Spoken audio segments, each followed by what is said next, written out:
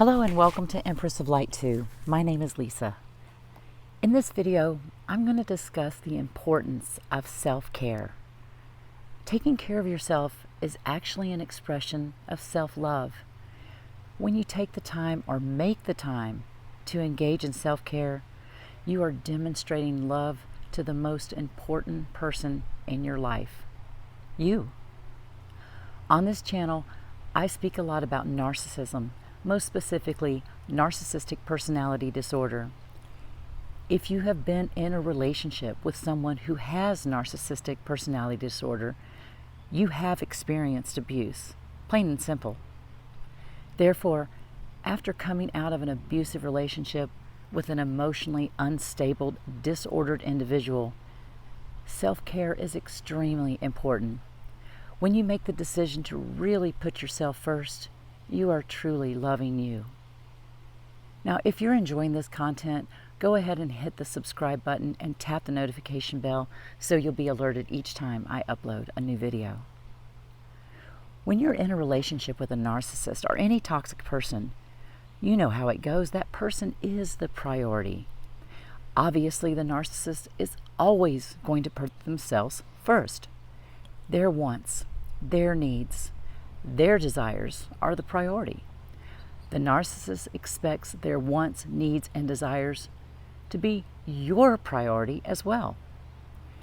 If you were raised by a narcissistic parent or parents, you were conditioned to put their desires ahead of your own. You were conditioned to keep that parent, or God forbid, both parents, happy. If you had a narcissistic partner or spouse, same thing. Your job was to make them happy. And the same goes for narcissistic siblings, relatives, and friendships. You were given the task of keeping these people happy, a task designed for you to fail, because you cannot make a narcissist happy. I've talked about this before. Narcissists are not happy people. They're miserable people. And misery loves company. Narcissists want someone that will give them the attention they crave, the attention they need. In other words, they need supply. And who are they going to look for that grade A supply they crave? The empath.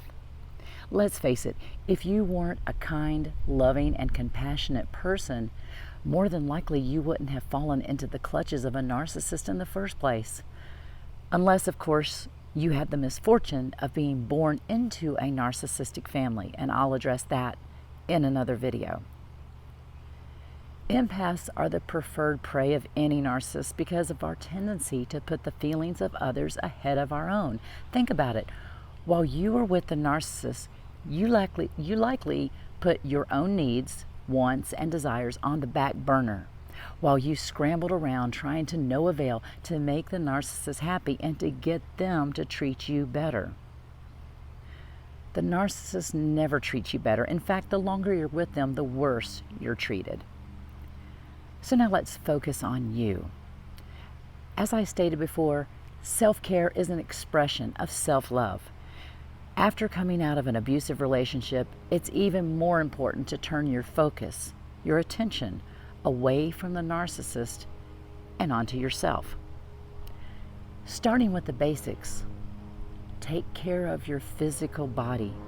Eat nutritious foods, drink water instead of sodas, get some exercise every day, and meditate. Your immune system takes a hit from living in a toxic environment with toxic individuals or a toxic individual.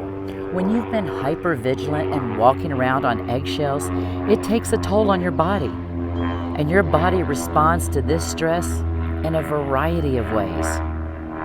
Start your day with prayer and/or meditation. Personally, I recommend doing both. Doing this for 20 minutes each day will help calm your mind of the racing thoughts, and over time, you will feel more calm and less anxious. Now, for my channel members who gain early access to all my videos before they're made public, I created the membership platform for you, as well as myself. This creates a space for you to view all videos and community posts on the membership tab, thus keeping you from seeing the negativity that comes with running a channel about narcissism. Currently, I'm in the process of creating more longer videos and less short videos. Toxic individuals are much less likely to subscribe to my channel in the first place, and narcissists have a short attention span, and they're easily bored. So, watching a view of the sky and simply listening is not something narcissists are capable of doing. Once I make the videos public, the tools offered to content creators here on YouTube assist me in weeding out the toxicity and focusing on those who are here to learn and grow. Those who no longer have the desire to interact with the moronic antics of dysfunctional, toxic, emotionally stunted individuals. Those of you who are ready to step into your power, your potential, your God-given gifts. If you are interested in becoming a member, check the description box for instructions on that. Now back to self-care. Eat something for breakfast. Even if you're not hungry in the mornings, eat something small, just so you're giving your body a healthy start. For this to really work, you need to do it every day consistently. In fact, the more protein your body receives, the better. I plan to talk more in depth regarding diet in a future video.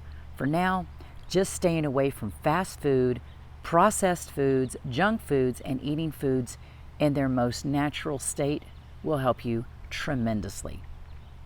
Find a form of exercise that you enjoy and do it daily. And this can be as simple as going for a short walk. Walking for only 15 to 20 minutes helps reduce anxiety and it raises your mood. So this will help alleviate depressive thoughts, and exercise gives you an outlet to release energy. You'll probably start sleeping better at night as well. If 20 minutes feels undoable right now, just start with a 5 to 10-minute walk. You may also benefit from gentle exercise such as yoga or Tai Chi. These meditative forms of exercise incorporate the mind, body, and spirit, thus promoting whole body wellness. Speaking of sleep, you've probably been sleep deprived or suffered from insomnia. You may find that you now want to sleep a lot. Honor that. If you feel like taking a nap, do it. Listen to what your body is telling you and get the rest you need. Try to create a sleep schedule that works for you. Going to bed around the same time each night and waking up around the same time each morning trains your mind and body over time to naturally feel sleepy at the time you've set for yourself. Engage in the activities you used to love and perhaps abandoned while in that toxic mess. Explore new hobbies and new interests. Try something new that you've been interested in but never had the time or energy to do while you were with the narcissist. Reconnect with the beautiful souls you've been isolated from, the ones that stood by you and loved you unconditionally. Cut ties with anyone who drains your energy. Create firm boundaries and stop putting up with others who cross those boundaries, no matter who they are, no matter how long you've known them, or if they're family members. This is where self-love comes into play. You owe it to yourself to love yourself enough that you no longer tolerate mistreatment, period. Get a massage or spend a day at the spa. Have a manicure or pedicure. Soak in a hot tub. Sit in a dry sauna or a steam room. Do what feels good to you. You could soak in a hot bath while listening to relaxing music. Add some Epsom salts to the bath. The magnesium in the salt helps to relax the body naturally by relaxing the muscles of the body. This also promotes more restful sleep. Start a journal and write down whatever you're thinking and feeling. This helps with those ruminating thoughts and gives you an outlet for personal expression without judgment from others. Take a class. Learn a new skill. Get a pet or be around animals. Pets and animals can be wonderful therapy since that pet or that animal loves you unconditionally. Unconditional love has likely been missing in your life. Love yourself unconditionally. Create positive affirmations and say them out loud in a mirror. The narcissist's hateful words, the blame shifting, projection, and gaslighting created feelings and thoughts in your mind that simply are not true. When you notice these thoughts, you could say something like, I am good enough. I am deserving of love and respect. I love and accept myself unconditionally. I am, after all, a child of God. I have a purpose on this earth. Each day brings me closer to realizing that purpose that I have created for myself. There's so many affirmations you can create.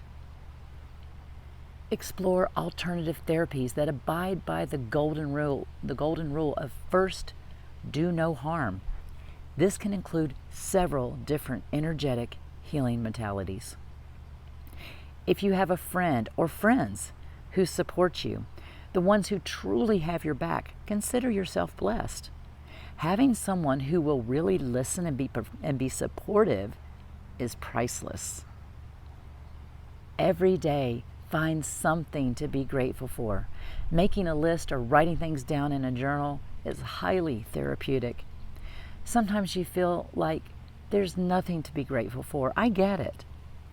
When that's the case, remind yourself of things you may take for granted, such as the ability to see or hear. There are people who can't see or hear. Be grateful you have the ability to watch and hear this video. If you have enough food to eat, you are blessed. There are millions of people on this planet who are starving. Writing down what you are truly grateful for right now in the present moment will change your life for the better. Make this a daily practice and I can guarantee your life will change, and it will change for the better. Something else you can try, and I've done this for years with my yoga students. Set a timer for 90 seconds. Look at yourself in the mirror and smile. That's all you have to do. Just smile. You're going to discover that when you're smiling, it's impossible to hold on to a negative thought. You'll know that right away. Because if you begin to think negatively, your smile will go away. Don't let that happen. Keep smiling, and if you can keep that smile going for at least 90 seconds, your mind will literally create thoughts that really do make you smile. It's a little like faking it till you make it. However, it really works, and hey, it's not a huge investment of time, so give it a try. And finally, give yourself a break. Recovery from narcissistic abuse is a healing journey. It's not a straight line. You'll have days where you feel like you've taken several steps forward, followed by days you feel like you've taken giant steps backwards. It is all part of your healing, and it is all progress. Thank you all so much for taking the time to listen, and may you be abundantly blessed today and every day.